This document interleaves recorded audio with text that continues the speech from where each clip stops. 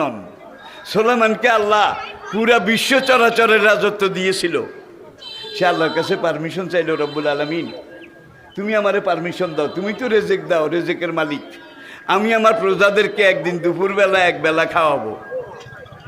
আল্লাহকে এটা আমার ফাংশন, তুই এটা চাপ দিস না। তোরে যত বড় রাজত্ব দিয়েছি, লাই আম্বাগি লে আহাদিম বাহাদিম, কোরআন বলছে এত বড় রাজত্ব কিয়ামত পর্যন্ত আর কাউকে আমি দেইনি, দেব না। তুই রাজত্ব কর, রেজেক দেওয়া হইলো আমার কাজ, তুই পারবি না, এটা চাপ দিস না। কলা কিল্লে ইয়াতমাইন্না কলবি, এত বড় রাজত্ব দিয়েছ, মনকে বুঝাইতে পারি না, তুমি পারমিশনটা দাও এক বেলা মাত্র, দুপুরের খানা। আল্লাহ বললেন তুমি তোমারটা করো, আমি রেজেক দাতা, রেজেকের মালিক, তুমি খেলাফত করো, রাজত্ব করো, বাদশাহী করো।